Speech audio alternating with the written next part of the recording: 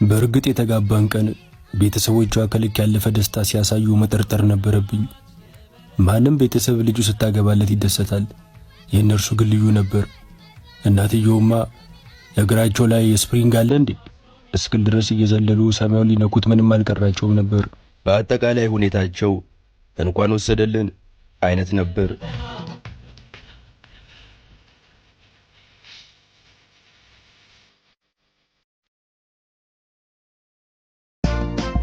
የተጋባን ሰሞን ትኩስ ፍቅራችንን እስክናጣጥም ድረስ ምግብ ውጪ ነበር የምንበላው። ደከመን ሰለቸን ሳንል ለ5 ወር ያህል ውጪ በላን። ከዛሬ ነገ ቤቢዬ የውጭ ምግብ ይበቃናል፣ እኔ ሚስት ቤት አበስልልሃለሁ ትለኛለች እያልኩ በጠብቅም ምንም የለም። ይህ ነገር በዚሁ ከቀጠለ አስጊ ነው አልኩና የኔ ቆንጆ የውጭ ምግብ ቢበቃን አይሻልም? ቤት ኩክ ማድረግ መጀመር አለብን። እንደውም ዛሬ ቤት ነው የምንበላው፣ እስቲ ሙያሽን ቀምስልሻለሁ አልኳት። በነገር ፊት እኔን ቀምሰ ጨርሰ ነው ሙያዬን መቅመስ ያማረ ነው ወይስ ገና ካሁኑ ጣም ያለቀብህ አለችኝ።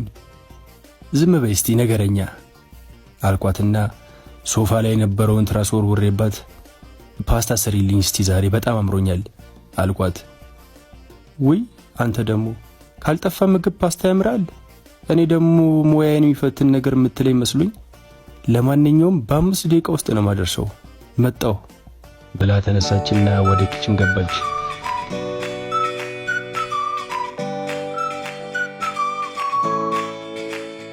ከትንሽ ቆይታ በኋላ ብቅ አለችና ማሪ አለችኝ። ወይ ፓስታው መረቅ ይኑረው ወይስ ደረቅ ይሁን? በድንጋጤ እንዴ ፓስታ ደግሞ በመረቅና በደረቅ አለው እንዴ ነው ወይስ ጥብስ ስሪልኝ ያልኩሽ መስሎሽ ነው? አይ እኔማ እየበላ ድንገት ካነቀ መረቁን ፉት ትለዋለ ብዬ ነው፣ ለራስ አስቤ እኮ ነው አለችኝ።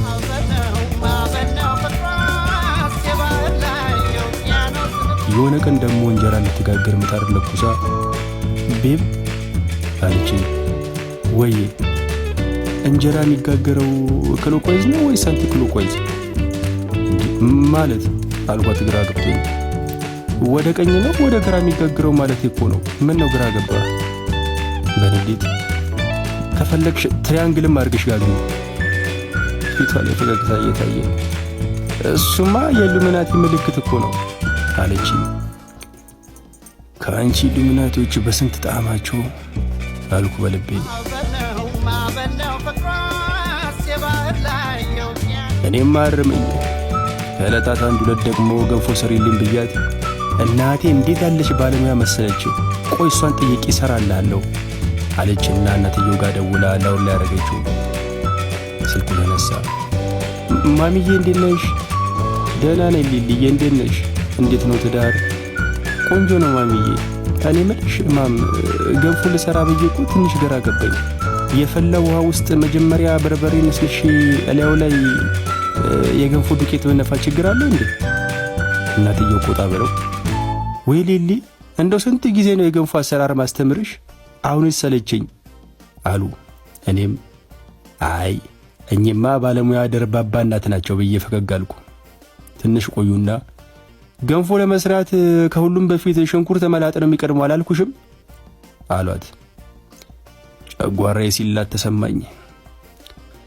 ልጅ ብስብስ እናት ትብስ አልኩ ቀስ ብዬ። ከተቀመጥኩበት ተነሳውና ራሴን ለመረጋጋት መጽሐፍ ቅዱሴን ከመሳቢያ ውስጥ አውጥቼ ከፈትኩት። የሰው ልጅ በእህል ብቻ አይኖርም በእግዚአብሔር ቃል እንጂ ከሚል ጥቅስ ጋር ተፋጠጥኩ።